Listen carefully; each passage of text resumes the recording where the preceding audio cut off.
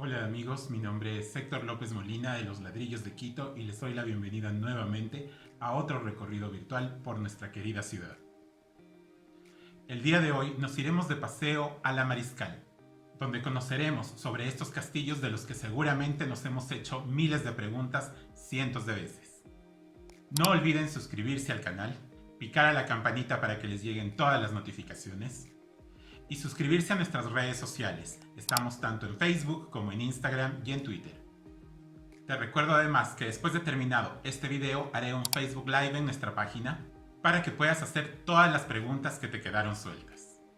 Y para todas las personas que ya no lo están viendo en directo, dejaré el link en el primer comentario fijado.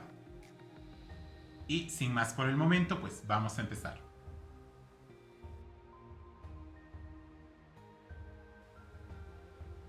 Hoy, antes del recorrido, quisiera hablarles de un personaje muy importante.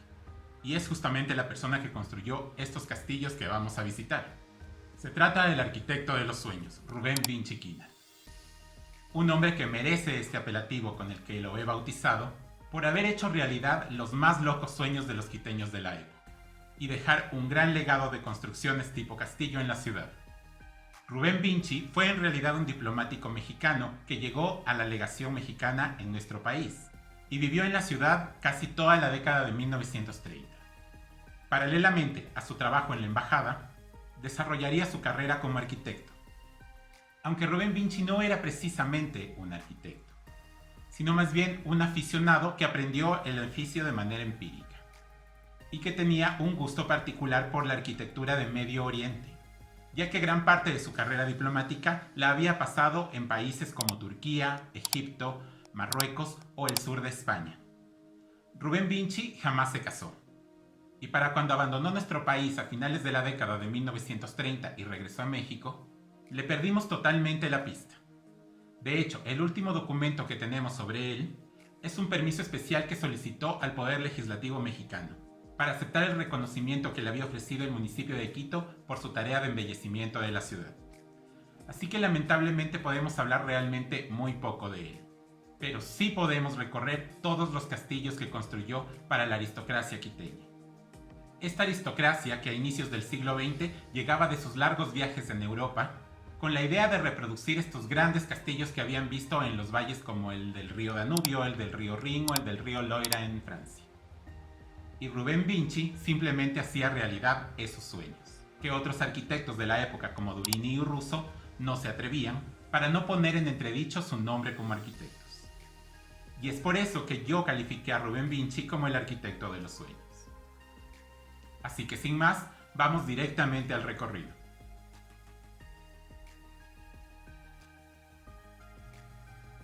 Pues bien amigos, empezamos directamente con el recorrido entonces. Como habíamos conversado, iremos viendo los castillos que se encuentran en el barrio La Mariscal. Bien, entonces una manera de trabajar de Rubén Vinci es primero dibujar los exteriores del edificio tal como lo sueña su cliente. De allí nuevamente es el arquitecto de los sueños, ¿no? Entonces, primero va a cumplir esta fantasía visual que tiene el cliente. Por ejemplo, el Castillo Larrea, que está inspirado en un castillo de la zona de Baviera, construida por el Rey Loco. Y va a hacer este dibujo primero del exterior y cuando la presenta al cliente, sí es justo lo que quiero. Y luego de eso, recién él va a empezar a trabajar en los interiores. Y es por eso que va a haber muchísimos espacios cuando uno ingresa en las casas de Vinci que no son útiles. Por ejemplo, hay espacios muy pequeños dentro de las torrecillas, o hay salones demasiado grandes, o hay demasiadas habitaciones en comparación con lo que se necesitaba. Es por esta razón precisamente por la que Vinci diseñaba primero el exterior y luego procedía a ver qué hacía con el espacio que había quedado adentro básicamente, ¿no? Entonces trabajaba muy distinto a lo que trabajaba Russo, a lo que trabajaba Durini y a lo que trabaja realmente un arquitecto también en la actualidad, ¿no? Bueno, y dicho esto, vamos a comenzar nuestra ruta con una edificación que quizás Muchos han visto, como siempre digo, pero que no nos detenemos a analizar. Ese es un gran problema de nosotros. Vamos tan sumergidos en nuestra cotidianidad, en lo que vamos a hacer de manera inmediata, y miramos solamente a la línea en la que van nuestros ojos, ¿no? Donde claramente estarán los letreros comerciales de, no sé, cabinas telefónicas, internet, salchipapas, al menú del día, telefonía móvil, pero pocas veces nos detenemos y miramos hacia arriba. Esto es algo que hacemos generalmente solo cuando somos turistas en otros lugares, ¿no? Pero hacerlo en Quito representa transportarse a sitios del mundo que creíamos que solamente podíamos hacerlo si tomábamos un avión y viajábamos docenas de horas literalmente, ¿no? Entonces, esta esquina, que es en la avenida 6 de diciembre y 20 Milla, y es bastante tradicional, creo, de hecho, sobre todo cuando uno es estudiante y ha estado en la zona de las universidades católicas, salesiana o politécnica, ¿no? Al bajar por la 20 Milla, pues te vas a encontrar con este famosísimo puesto de salchipapas de la esquina que todavía podemos ver en la zona de aquí, justamente en la esquina. Pero nunca, o bueno, si lo haces, solo te parece extraño que allá arriba haya una gran casa con una torrecilla. Bien, este es el castillo Faride, el primero de los castillos que vamos a visitar. No los vamos a visitar de manera cronológica, como saben, está más relacionado con el punto geográfico de la ciudad en el que están. Entonces, este castillo Faride es uno de aquellas construcciones que realiza Rubén Vinci por pedido expreso de sus clientes, ¿no? Eh, este castillo lo va a construir alrededor del año 1935, no tengo el año, por eso pongo una fecha aproximada a mitad de la década que Rubén Vinci vivió aquí en Quito, ¿sí? Y la construye para el migrante libanés José Chemali Calife. Quizás por allí a algunos les suena bastante el nombre. La familia vivió en la casa durante larguísimos años aquí en la Mariscal y eran bastante conocidos entre sus vecinos. El nombre de Faride, además, que lo vamos a anotar si nos acercamos aquí, vamos a ver precisamente el nombre de Faride o Faride. Bien, este es el nombre de la madre del propietario de la casa, de José Chemali Calife, y como les digo, de origen libanés, de este mundo árabe, y por eso el nombre también pertenece a estos nombres de Medio Oriente, ¿no? ¿Por qué nombra a la casa así? Bueno, esta es una costumbre que ya se había instaurado en Quito, como ya les había explicado en el anterior recorrido de los palacios, pues los arquitectos italianos, sobre todo, traen esta costumbre de poner el nombre de villa y el nombre de la dueña o la esposa del dueño a cada uno de sus proyectos, ¿no? Como en Italia, que es justamente esta gran tradición, sobre todo en las villas rurales. Así que se va a quedar esa tradición y en lo que se refiere a la residencia, ya cuando son castillos, pues toman el nombre también de uno de sus ocupantes, en este caso de la madre, ¿no? Entonces por eso aparece el nombre de Faride o Faride, la verdad desconozco cómo se pronuncia, disculparán que no manejo los idiomas realmente, especialmente aquellos que están tan lejanos de nuestra realidad al menos local. Arquitectónicamente, claro, vamos a ver también que el edificio tiene esta torrecilla que nos recuerda a la de un castillo, que tiene estos otros elementos como este que termina en un tejado a dos aguas, ¿sí? Que nos va a recordar también la fachada de los castillos bávaros, por ejemplo. Sin embargo, del otro lado, justo bajo el semáforo, vamos a ver esta otra fachada de color rosa que nos recuerda más bien a la arquitectura neocolonial. Ese es un remate neocolonial basado en las fachadas de las iglesias y las haciendas, ¿sí? Entonces podemos hablar de que este edificio tiene una inspiración ecléctica, ¿no? Que entran diferentes estilos. Tenemos por un lado el neocolonial, sí, tenemos por el otro el neogótico, que sería el que intenta representar a los castillos de la época medieval europea, sí, y por el otro también tenemos Art Nouveau, donde vamos a ver el Art Nouveau justamente en la parte baja de la torrecilla. Si ustedes ven esta especie de concha que le sostiene la torrecilla, es un elemento bastante Art Nouveau. Y podemos ver también el detalle de las rejerías, ¿sí? Que también son de estilo Art Nouveau las rejerías. Sin embargo, el hecho de utilizarla en las ventanas es también un detalle del neocolonial, que como les había dicho, en esta época es más decorativo que realmente por seguridad. Bien, y también debajo del balcón pues vamos a ver una pequeña, una suerte de concha también que sostiene el balcón, ¿no? Aquí se puede apreciar mejor también el de la torrecilla.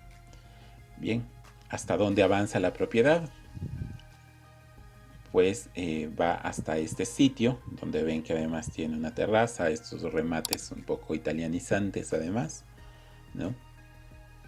Y se supone que el ingreso principal es este que está tapándonos justamente el árbol en la actualidad, ¿no? Porque si nosotros vemos, en realidad la casa está jerarquizada hacia la avenida 6 de diciembre, ¿sí? Que es su fachada más estrecha, y aquí tenemos este ingreso con un pequeño techo de teja, jerarquizado por una terraza, ¿sí? Pero vemos que la casa en realidad tiene diferentes ingresos. El que se usa en la actualidad, como les dije, es el primero, el lateral, ¿sí? Y la fachada norte es esta que vemos aquí, que tiene cierto parecido, jerarquizado por una terraza como la primera, la de la 6 de diciembre, perdón, que es la segunda, pero la fachada corresponde más al estilo neocolonial que habíamos visto en el lado de la avenida 20 Milla, ¿no? La familia Calife en la década de 1960 alquiló la parte del semisótano, digamos, la parte de abajo, justamente la que da hacia la avenida 20 Milla, hacia la calle 20 Milla, ¿sí? Por aquí, ¿sí? Tenía arrendado a un local de muebles metálicos llamado Ferrotecnia, que era propiedad de la familia Fierro Romo. Este era uno de los comercios más tradicionales que hubo en toda la Mariscal por larguísimos años, y es uno por el que mucha gente de la Mariscal, los mariscaleños, pues recuerdan también al Castillo Fáride. La familia Chemali va a vivir aquí aproximadamente hasta el año 1980. Después tenemos entendido que pasaron a otras residencias. El castillo permaneció en su propiedad durante algunos años. En la actualidad se lo está renovando. Muchos estamos a la espera de qué nueva tonalidad va a tomar este gran edificio, que de alguna manera podría resaltar su patrimonio, ¿no?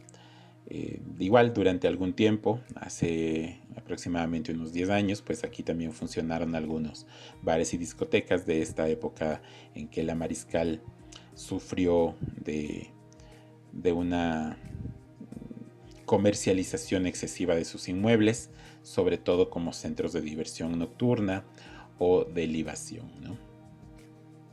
Bien, ahora nos vamos a dirigir por la avenida 6 de diciembre hacia el sur.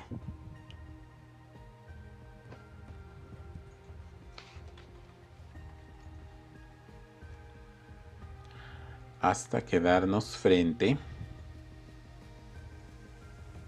a este hermosísimo edificio que tenemos aquí. La Casa Alhambra o el Palacio de la Alhambra, ¿sí? Ubicado en la avenida 6 de diciembre y Roca, construido en el año 1928. De los edificios que vamos a ver en este recorrido, este es uno de los pocos que no pertenecen a la factura de Rubén Vinci Kinnard. Este es diseñado por el propio dueño de casa, es Gabriel Vaca Miranda, y su estilo es un historicista neomudéjar que se combina también con el neoclasicismo. Es un edificio ecléctico, pero la mayor parte de su lenguaje está encaminado hacia el neomudéjar, que es este estilo del que ya habíamos hablado también en los recorridos anteriores, que busca emular la arquitectura del sur de España, la arquitectura mudéjar del sur de España, de Granada, el mismísimo Palacio de la Alhambra, por ejemplo.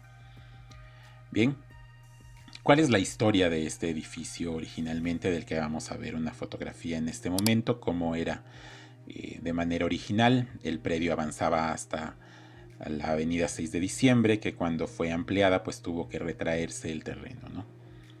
Y allí perdió pues este muro perimetral y esta linda puerta de ingreso que estamos viendo, que tenía un escudo en la parte de arriba. Desconozco realmente si esta rama de la familia Vaca tendría un escudo nobiliario, entiendo que no, pero son algunas cosas que sucedían pues en la época. Bien, como les decía, con respecto a su historia, tras una visita al palacio original de la Alhambra en Granada, al sur de España, Gabriel Vaca Miranda, que aparece en esta fotografía justamente acostado en uno de los arcos del palacio de la Alhambra, a su regreso a Quito, él decide que quiere construir una casa de estilo similar para sí mismo y para su esposa. Su esposa es Luz María Bacalazo, y desea construir una casa inspirada en el Palacio de la Alhambra, ¿no? Él vuelve a Quito en 1927 y él mismo va a diseñar el palacete de sus sueños, nuevamente bastante raro para muchísima gente de la época que construía únicamente en neoclásico, ¿no? La va a levantar con la ayuda de un albañil mayor y varios peones, y la casa fue terminada al año siguiente, en 1928. Y no es una casa extremadamente grande, a pesar de que ellos tenían algunas hijas. Digamos que no es de una gran extensión, ¿no? Sin embargo, de una belleza bastante impresionante. De hecho, cuando hace unos 5 años o 3 años, no recuerdo bien, hicimos una encuesta entre nuestros lectores de la página de Facebook de los Ladrillos de Quito sobre cuáles son los palacios más bonitos de la ciudad, la Alhambra quedó en el primer puesto. Así que podemos ver el cariño que le tiene realmente la ciudad, ¿no? En la década de 1950 es justamente cuando se amplió la avenida 6 de diciembre y se redujo este jardín frontal que habíamos visto en la fotografía antigua, y desapareció un estanque de agua, un espejo de agua, al estilo del que hay en el patio de los Leones de la Alhambra de España. Entonces desapareció lamentablemente este pequeño espejo de agua en esa época cuando se amplió la 6 de diciembre, ¿no? Las 3 herederas de la casa tomaron posesión del inmueble tras la muerte de su madre en 1973 y la vendieron al doctor Hugo Erdoíza Ríos. De esa época es que aparece en la Guía de Arquitectura de Quito como Residencia Erdoíza o Villa Erdoíza, desconociendo de alguna manera pues quién fue no solamente el primer propietario, sino además quien diseñó y soñó este lindo palacete, ¿no? Después de la muerte de Erdoíza a mediados de 1980, la mansión fue desocupada y parcialmente abandonada.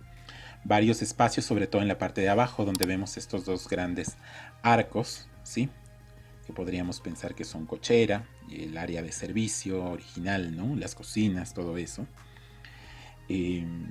fue utilizada para varios negocios. Ahí había una academia de karate, una mecánica de bicicletas, en la parte de atrás una mecánica de autos, y de manera inmediata no solo el inmueble, sino además todo el predio empezó a deteriorarse de manera rápida, ¿no?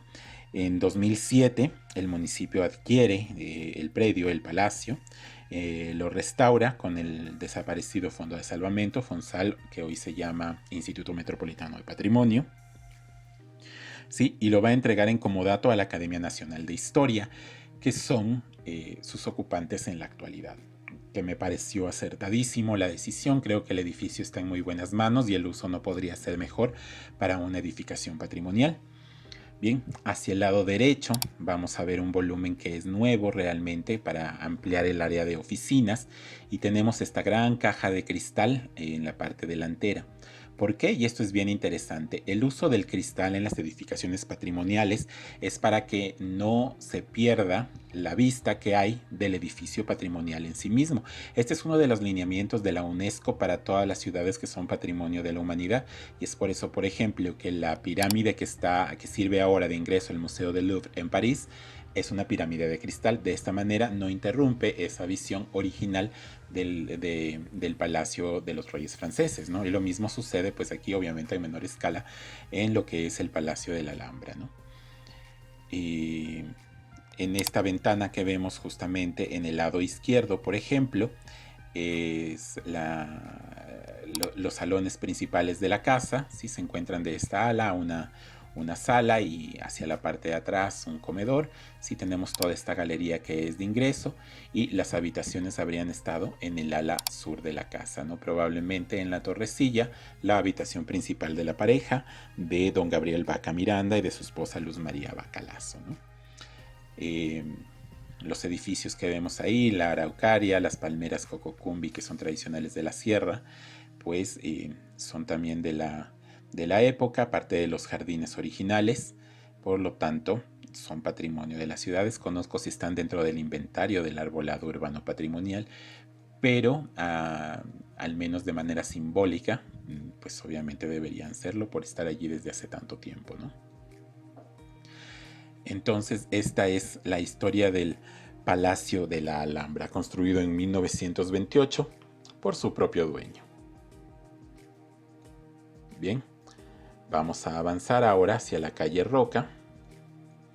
Y ya nos pasamos, muy bien. Vamos a entrar por aquí y vamos a entrar a algo que yo le llamo el Paseo de Vinci, porque aquí vamos a hablar totalmente de Rubén Vinci. Bien, esta cuadra que tenemos delante de la calle Roca entre Reina Victoria y Juan León Mera es justamente lo que yo llamo el Paseo de Rubén Vinci.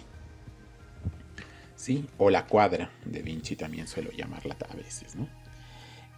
¿Por qué? Rubén Vinci, ya con un nombre como arquitecto ganado y habiéndoles ganado terreno a Antonino Russo y a Francisco Durini, pues digamos que se va a envalentonar y va a crear la primera urbanización de Quito en los años 30. Diferente a lo que hoy vemos nosotros, ¿no? Pero por ejemplo tomemos como ejemplo Ciudad Bicentenario, en la que se construyó un montón de casas y después se pone a la venta, ¿no? Es básicamente el modelo que instaura Rubén Vinci al construir en esta cuadra, en la calle Roca, 8 castillos.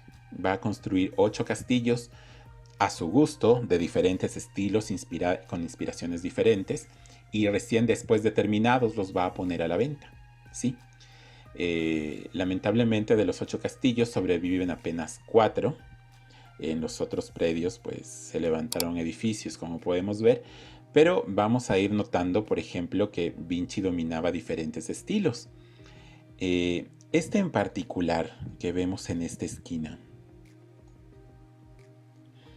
es un castillo que yo le llamo el castillo Art Deco, porque ya tiene una influencia del racionalismo y también del Art Deco, que va a estar de moda en Quito en los años 50. Van a compartir entre los 40 y 50 el racionalismo y el Art Deco protagonismo en la ciudad. Y este edificio combina esos dos. Si bien son líneas muy rectas, vemos por ejemplo en las ventanas, que son ventanas bastante grandes, que es muchísimo más contemporáneo, moderno, perdón, no contemporáneo. Vamos a ver el uso de torrecillas, como si fueran justamente un castillo, estas 2 torrecillas de aquí.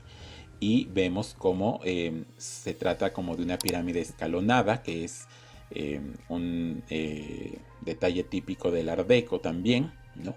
Entonces él lo que trata de hacer aquí es un castillo moderno para la época, ¿no? Entonces bastante revolucionario. Todo el negocio de abajo ocupa pues la parte que serían de los jardines originales de este castillo Art Deco, ¿sí? Del otro lado tenemos en cambio que está inspirado en las grandes construcciones turcas, ¿no? Incluso de la zona del Mediterráneo, del archipiélago de todo lo que es Grecia, de Chipre, nos va a recordar también, ¿no? Todo este tipo de construcciones que siempre son muy blancas y con estas cúpulas azuladas, trabajadas en tejuelo vitrificado, este material que yo les había dicho que es uno de los favoritos de Rubén Vinci. Vamos a ver si podemos admirarlo mejor desde esta esquina. Creo que no está muy sencillo. Bien, entonces aquí vamos a ver el uso de estas cúpulas. Claro, la casa está restaurada, en la actualidad es el Hotel La Cúpula. Y está perfectamente restaurado realmente. Entonces vemos el tejuelo vitrificado, en este caso de color azul, en las cúpulas con detalles en dorado. Sí, vemos estos pequeños minaretes que no son otra cosa que chimeneas, ¿no? Y vemos este uso de patrón enrejado que es tan típico de la arquitectura árabe. De hecho, por eso se les llama arabescos, ¿no? Que se encuentran decorando algunos de los frentes de la casa. Este es el ingreso principal. La puerta es en forma de arco de herradura, que es típica también de la arquitectura árabe, y creo que si nos acercamos podemos verla muchísimo mejor, ¿no? Es este tipo de arco que se abre en la parte de arriba justamente como una herradura, ¿no? Entonces este hotel es una de las bellezas que construye Rubén Vinci Kinnard, ¿sí? Y el lado lateral para que también podamos apreciarle. Entonces nos va a recordar muchísimo a las casas en toda esta zona del archipiélago griego, de Turquía, de Marruecos, este gran estilo, ¿no? Hay algunas adiciones modernas, obviamente, como podemos ver, pero se ha guardado en lo posible el estilo de este castillo árabe original, ¿no? Bien, vamos a avanzar nuevamente por la calle y vamos a encontrarnos con esta casa de color verde, ¿sí? Este es un castillo neorrenacentista bávaro, es decir que busca imitar los castillos construidos en la zona de Baviera, sobre todo en la zona rural, durante el Renacimiento. Aunque también podemos ver, igual que en el castillo Art Deco, detalles como estas ventanas que van más hacia el estilo racionalista realmente que al neorrenacentista bávaro, ¿no? Y el detalle más importante de esta casa es claramente la torrecilla de piedra, que es lo que más nos recuerda a estas casas de Baviera, con este cono en la parte alta, que también utiliza el tejuelo vitrificado en diferentes colores y se convierte en la parte visual más importante, que es lo que yo les decía, que significa jerarquizar visualmente un edificio, ¿no? Entonces aquí Vinci ha jerarquizado visualmente este edificio en esa torrecilla. En estas fotografías que vemos de la calle de esta pequeña urbanización de Vinci, antiguamente, pues se puede apreciar también, por ejemplo, las casas que existían en estos predios, en particular la de este edificio que vemos aquí, que era una calle, que era una casa también de estilos árabes, que es este que les comento que tanto les gusta a Rubén Vinci Kinnard, en particular parecido a la Alhambra. En particular este es de las casas la que más se parece justamente a la Alhambra, ¿no? Del otro lado, en cambio, vamos a ver este gran edificio aquí de piedra con una gran cúpula. Vamos a avanzar para verlo de frente. Aquí todavía no estaba restaurado y de hecho todavía se utilizaba con fines comerciales turísticos. Este gran edificio no es otra cosa que la Villa Vinci, ¿no? Construida en 1937. De hecho, toda esta cuadra es construida entre 1936 y 1937, ¿sí? Y el estilo es un historicismo neoárabe. De hecho, es casi una copia a escala de la Catedral de Santa Sofía en Estambul, ¿no? Con algunas adiciones neorrenacentistas italianas en homenaje a ese lado italiano también de Rubén Vinci, ¿no? Esta era la casa de Rubén Vinci y por eso se llama Villa Vinci. Él la construyó para sí mismo, entonces podemos decir con certeza que este es del estilo que a él más le gustaba. Y es por eso que él, como era soltero, yo se los había dicho en algunas ocasiones también, esta casa tiene solamente una habitación, que es la que se encuentra debajo de la cúpula más alta, ¿no? Esta casa llamó tanto la atención de los quiteños por el uso de piedra de río como revestimiento de la fachada, que para la ciudad es algo que no se había visto realmente. ¿Por qué llamó la atención? Porque comúnmente se utilizaba la piedra solo para cubrir el piso de los patios en las residencias andinas, ¿sí? Y esto hizo que el uso de la salquiteña, ya saben, ese humor de cierta manera algo pesado incluso a veces, ¿no? Y de poner sobrenombres a todo, a los vecinos, a las casas también, a los edificios, ¿sí? Van a terminarle llamando por el típico uso de la piedra en los patios, pero aquí Vinci lo usa en la casa, le van a llamar la casa del patio parado, es decir, él puso el patio literalmente en las paredes, ¿no? Entonces también se le llamaba popularmente la casa del patio parado. Y con ese básicamente ha pasado a la historia, ¿no? Y tras el regreso de Vinci a México, la casa fue puesta en subasta pública en el año 1961. La persona que adquirió va a terminar donándola a la Fundación Jesús, José y María, que son sus propietarios hasta la actualidad. En las décadas de 1990 y de 2000, el castillo fue tugurizado, por decirlo de alguna manera, ¿sí? Hubieron algunos negocios que se sucedieron, sobre todo relacionados con el expendio de bebidas alcohólicas, y allí se alteró de alguna manera la estructura interior de la casa. En el año 2015 la fundación inició un proceso de restauración bastante minucioso, y en la actualidad es alquilada a la Fundación Muyú, que brinda los espacios de coworking, una incubadora de emprendimientos, y hace labor social con personas con síndrome de Down también, que me parece que también, igual que sucedió con el Palacio de la Alhambra, pues es quizás el mejor uso que se le puede haber dado a la Villa Vinci, ¿no? Bien, y vamos a avanzar hasta la siguiente esquina, la última casa de los 8 castillos que todavía se encuentra en pie en la cuadra o Paseo de Vinci. Aquí pintado todavía con los colores de, si no me equivoco, el Partido Sociedad Patriótica. Tenemos al castillo Silva del Pozo. Este castillo es construido también, igual que la mayoría de castillos de la cuadra, en 1937, y pertenece al historicismo neogótico, es decir, que está totalmente inspirado en estos castillos de la época medieval europea.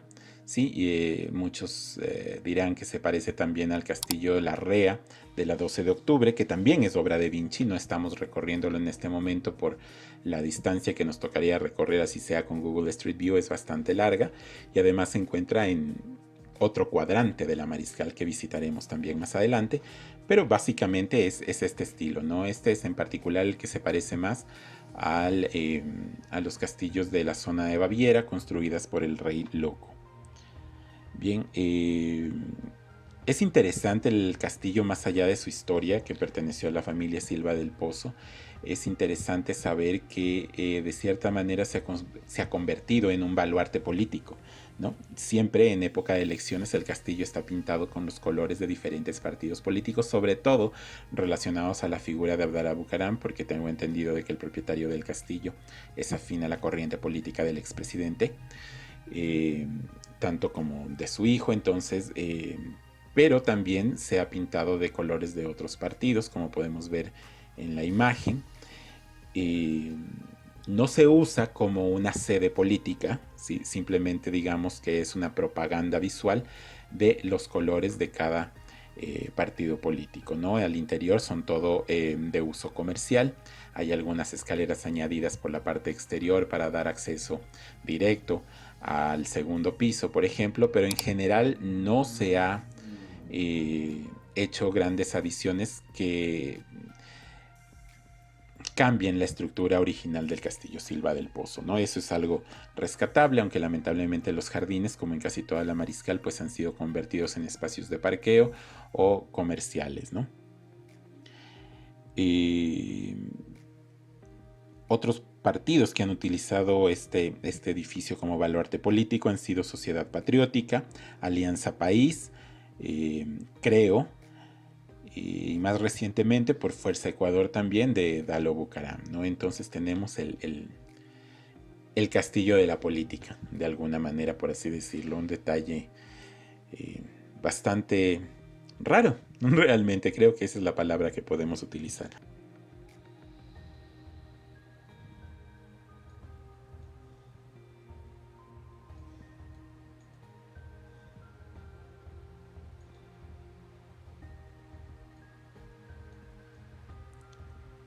Bien, y vamos a bajar por esta calle hasta la esquina con la Amazonas para continuar el recorrido, pero quiero detenerme aquí para que nosotros veamos este gran edificio que se encuentra aquí.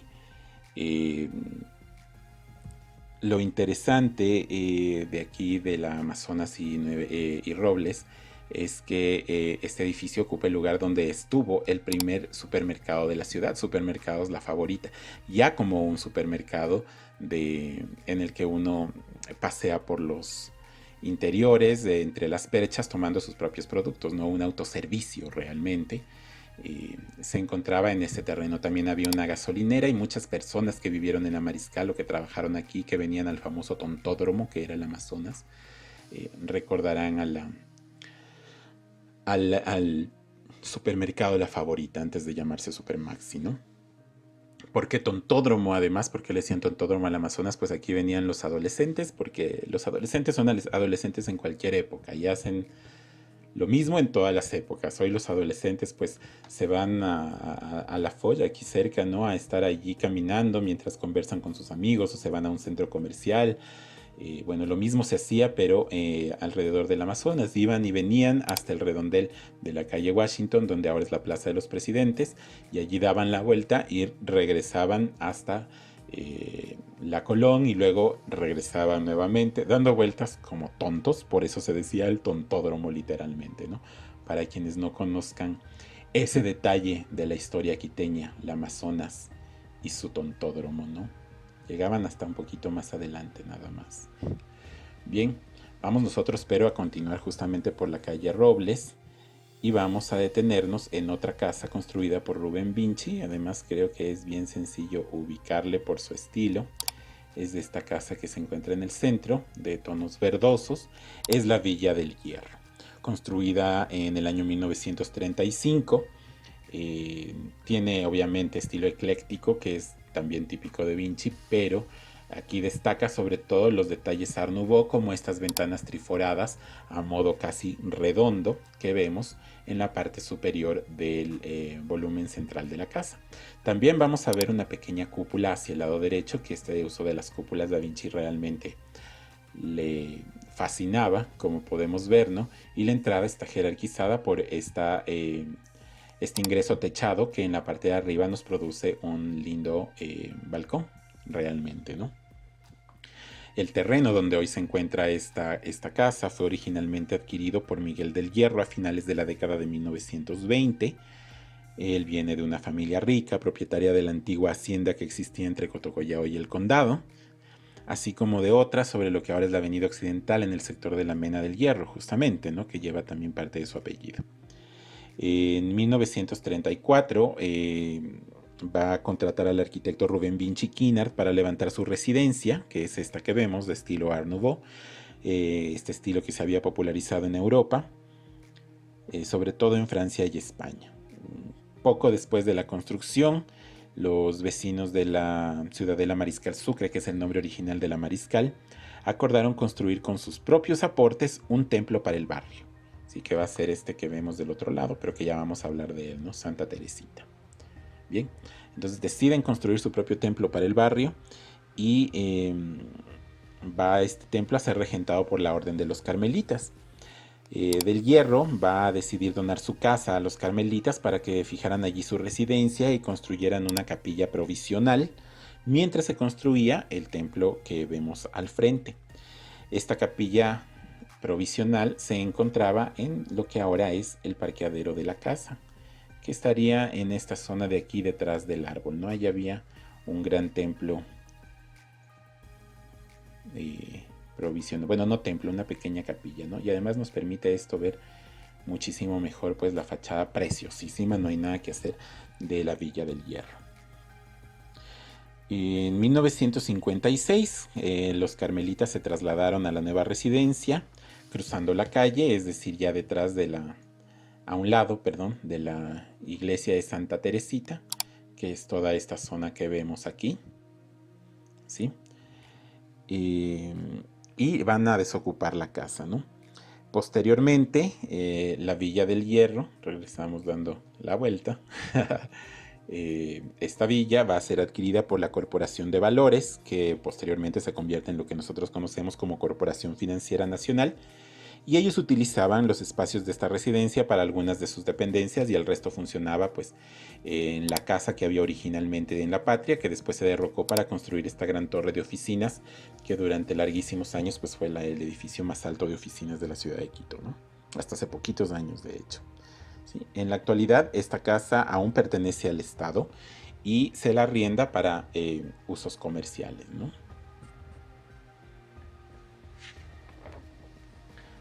Ahora sí pasamos al otro lado y vamos a hablar de la iglesia de Santa Teresita. Quizás deba hacerme más atrás para que pueda entrar mejor en la imagen.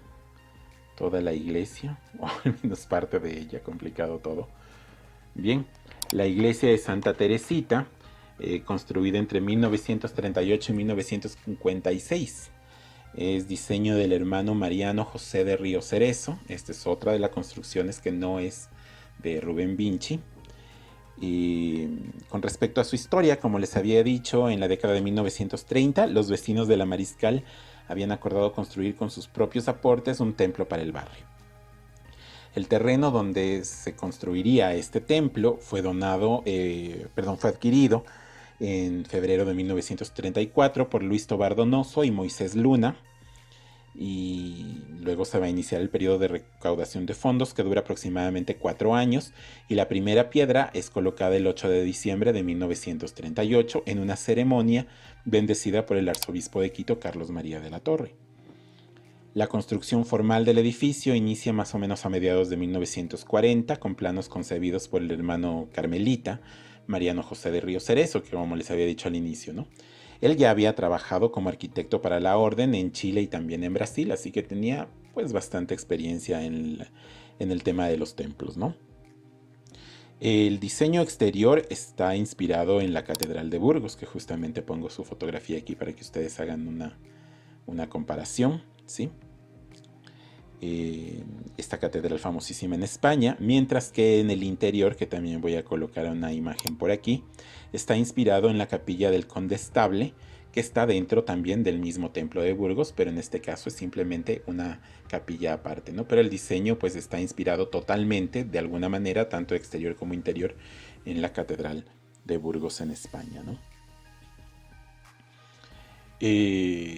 Volviendo a este tema de las donaciones, entre las personas que más dinero donaron en esta primera etapa de construcción se encontraban los guayaquileños Carlos Julio Arosemena Tola, que era banquero y fue presidente de la República entre 1947 y 1948, y su esposa Elena Yerobi Mateus, porque ellos residieron un tiempo en el sector en lo que se llamaba la Casa Presidencial Velasquista, que estaba en la esquina del Amazonas y Patria, donde ahora se levanta el edificio de COFIEC, ¿no?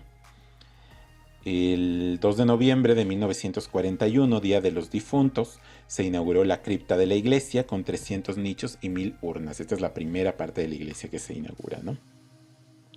Y el templo posteriormente va a ser inaugurado el 19 de marzo de 1956 con su consagración perdón, a la Virgen del Carmen, y las torres todavía inconclusas. Básicamente las torres se terminaron en los años 70, por así decirlo, ¿no? Casi como la basílica.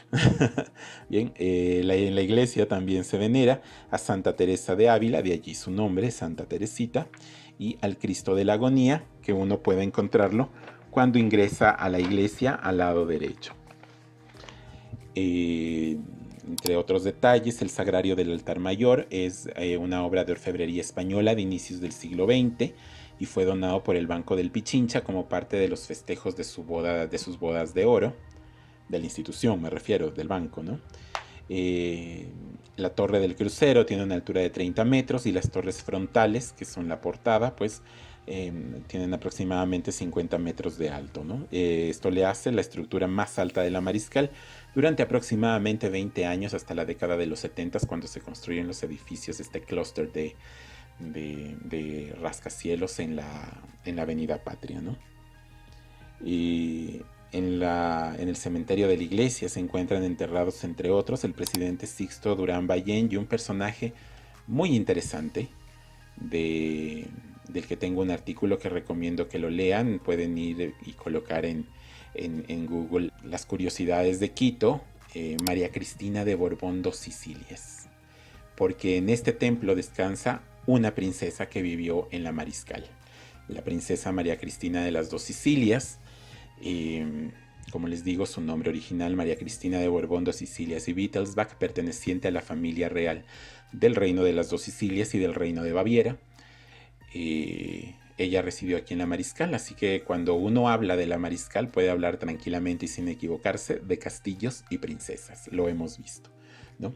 El tema de María Cristina lo voy a profundizar en un video exclusivamente sobre ella. Para mí, cuando descubrí su historia y empecé a transmitirla a todo el mundo, también que se emocionó muchísimo con este descubrimiento, pues es una de las cosas más interesantes que me ha pasado dentro del tema de la investigación de la Mariscal, ¿no? ¿Por qué vivió en la Mariscal? Ella estuvo casada con un vicepresidente, Sotomayor Luna, que lamentablemente falleció. Y bueno, la princesa va a quedarse a vivir aquí después de su viudez, precisamente porque el gran amor de su vida descansaban sus restos aquí en Santa Teresita, ¿no? Ella se murió después aquí en la ciudad de Quito y se encuentra enterrada aquí en Santa Teresita. Su tumba dice, de hecho, Su Alteza Real, en italiano. Obviamente todo eso yo no voy a decir italiano porque, como verán, los idiomas no es lo mío. Dice Su Alteza Real, la princesa María Cristina de Borbón dos Sicilias, ¿no? Entonces es interesante ver que en la Mariscal se habla de castillos y princesas también. Y no mentimos, que es lo mejor. Bien, vamos a adelantarnos hasta la portada de la iglesia. Quería que solamente nos fijemos en un detalle que lamentablemente con estos cables no se ven. En el arco principal de ingreso pues se encuentra también la imagen de Santa Teresa de Ávila, porque en el templo toma el nombre de Santa Teresita. Bien, y vamos a avanzar hacia el final de la calle, ¿sí? Y vamos a irnos hasta lo que se llama la calle Valdivia, en donde vamos a encontrar la casa de un expresidente de la República. Quien nos haya acompañado en los recorridos, pues ya sabrá de quién les hablo. Esta casa que vemos aquí, esta gran casa blanca,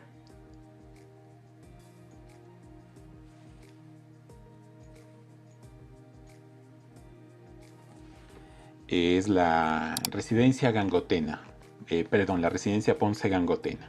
Sí, estamos en la calle Valdivia, entre Ulpiano Páez y Jorge Washington exactamente. Fue la casa del presidente Camilo Ponce Enríquez, construida a finales de la década de 1940 por el arquitecto Alfonso Calderón Moreno, el principal arquitecto de la corriente neocolonial en la ciudad. Esta corriente de la que ya habíamos hablado también antes, que busca parecerse y tomar elementos de la arquitectura de la época colonial o virreinal, que es el nombre correcto realmente, sobre todo elementos de las haciendas y de los templos, ¿no? Entonces tomará estas grandes portadas de piedra y elementos parecidos en sus ventanas, el uso de la rejería, por ejemplo, ¿no? Y también lo va a combinar con un estilo que ya se está introduciendo, que son el racionalismo, que ya se parece muchísimo más a los edificios modernos, ¿no? Como les digo, esta fue la residencia del político conservador y fundador del Partido Social Cristiano, Camilo Ponce Enríquez, que fue presidente de la República entre los años 1956 y 1960. Aquí vivía con sus hijos y con su esposa Dolores Gangotena Gijón. Esta mujer es interesante también en la historia ecuatoriana, porque ella es una gran coleccionista de arte colonial y fue la primera restauradora de arte ecuatoriana graduada, ¿no? La primera mujer restauradora de arte. Esta es una carrera que estudió pese a la resistencia de su padre a que una mujer tuviese un título superior. Así que vemos de alguna manera también una de estas mujeres que marca pauta para que la mujer termine incorporándose totalmente al mercado laboral en diferentes ámbitos, en este caso de la restauración, ¿no? Ambos son descendientes de familias importantes durante casi toda la época virreinal, y justamente los escudos de esas familias se encuentran representados en la parte alta de la portada. Sí, aquí tenemos una portada muy de estilo neocolonial, que básicamente parece el ingreso de una iglesia, no de una casa, ¿no? Y en la parte alta, hacia los lados, vamos a encontrar dos escudos, uno de ellos los de la familia Ponce de León, de la que desciende Ponce Enríquez también, y un sello en la parte alta que era de la universidad que ocupaba este predio hasta hace algunos años, ¿no? Otros trabajos que hace el arquitecto Alfonso Calderón Moreno, que como les digo es bastante importante en la corriente neocolonial, es por ejemplo la mansión Plaza Lazo en la 6 de diciembre y Wilson, la Academia Diplomática es esa, ¿no? El palacete de la Casa de la Cultura en la 6 de diciembre y Patria, ¿sí? También el palacete Carrión, que ya vamos a ver justo más adelantito, ¿no? El uso de la rejería, como vemos esta ventana en el segundo piso, claramente difícil de que alguien pueda subirse hasta ella, y sin embargo allá hay una reja, es por lo que yo les comentaba antes, ¿no? Estas rejas en un Quito de los años 40, con no tanta delincuencia, digamos, había, pero no tanta, es más de uso decorativo que realmente de seguridad, ¿no? Y por eso las rejas además son tan bonitas también, ¿no? Este estilo neocolonial de la casa le va a agradar tanto al presidente Ponce Enríquez que cuando asume la presidencia e inicia los trabajos de modernización de la ciudad para la 11ª Conferencia Interamericana de Cancilleres, esa que finalmente jamás se llegó a realizar, él mandó a derrocar los interiores del Palacio de Gobierno para reedificarlos en esta corriente arquitectónica, ¿no? Entonces digamos que esta casa es la precursora de la idea de los nuevos interiores del Palacio de Carondelet, que son los que vemos hasta la actualidad.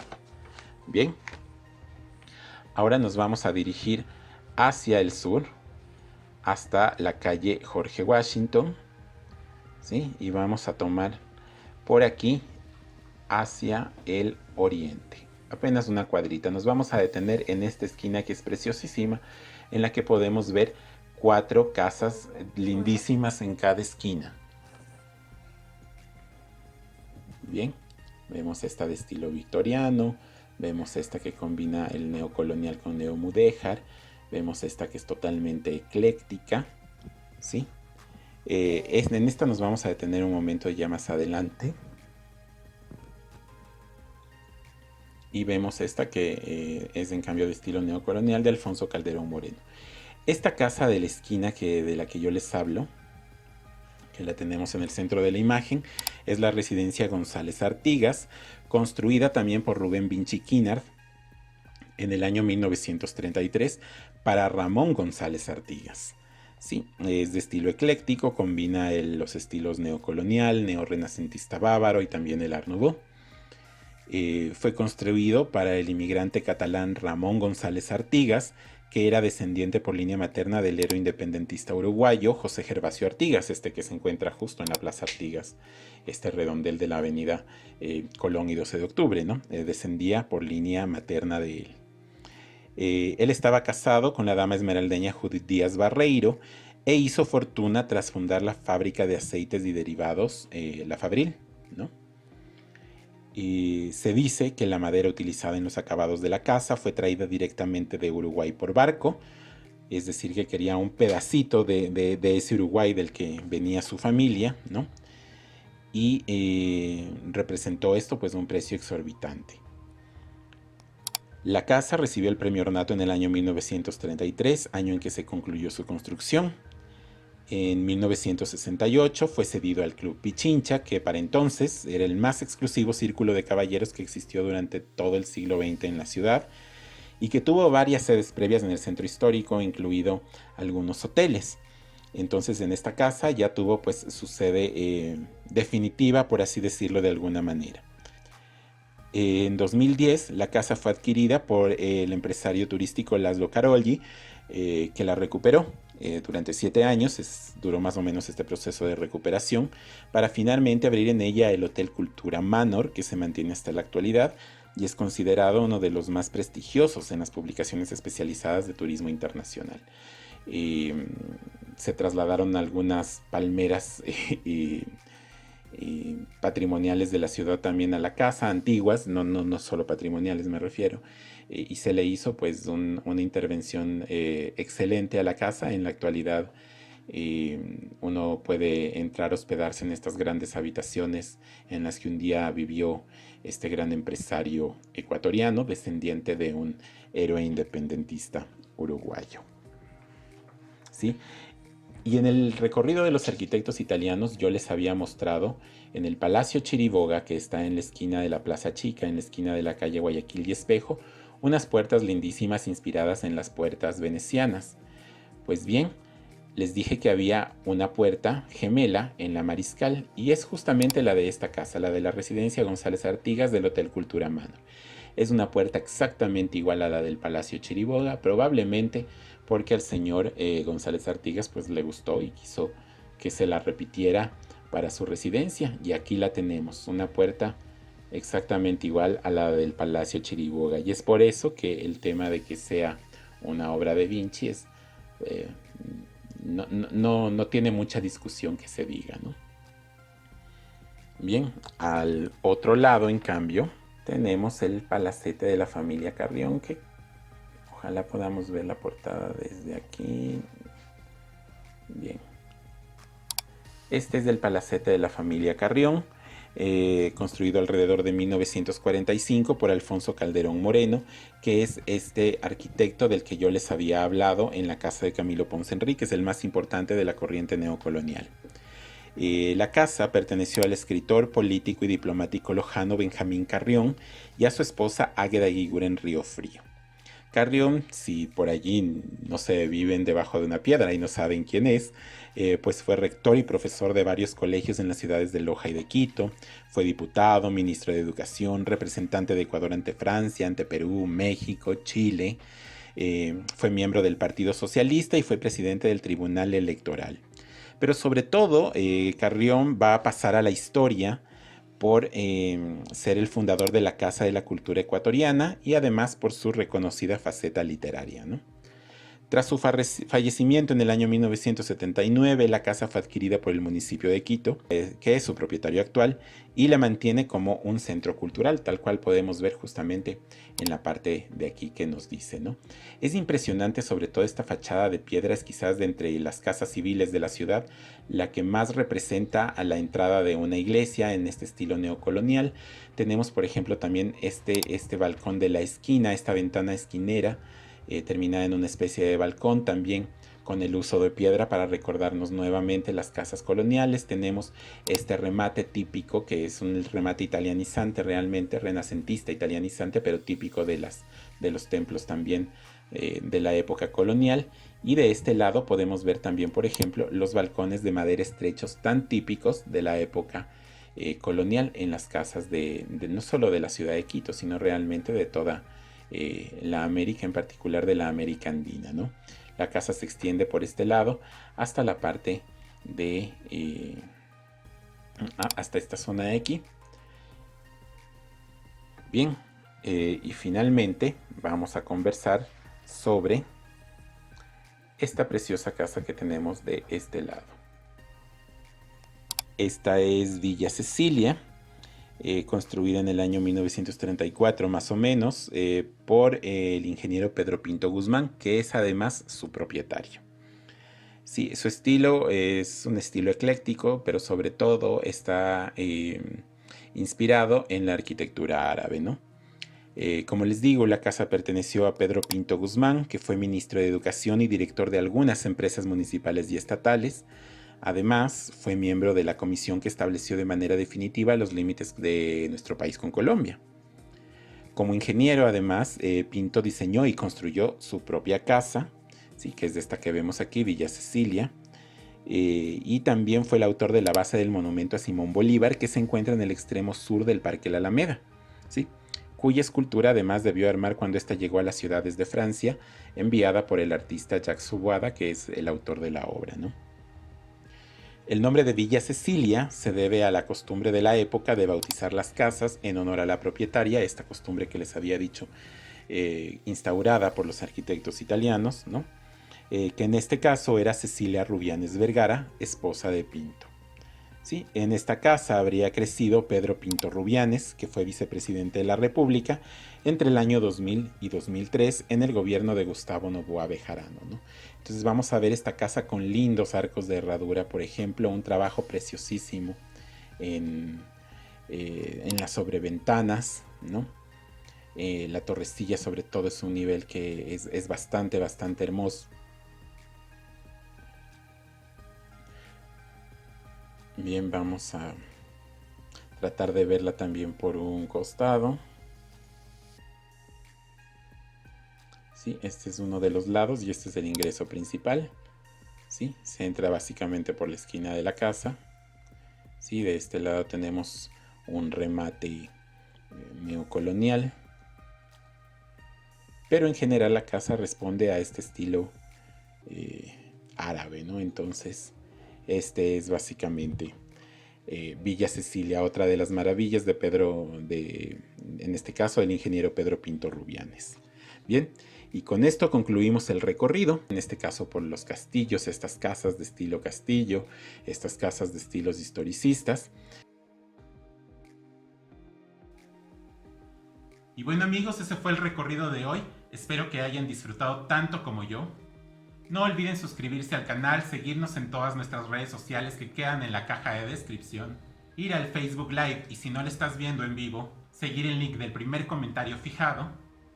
Y sin más me despido de ustedes. Recuerden que mi nombre es Héctor López Molina, esto es Los Ladrillos de Quito y nos vemos en el siguiente video. Un abrazo para todos.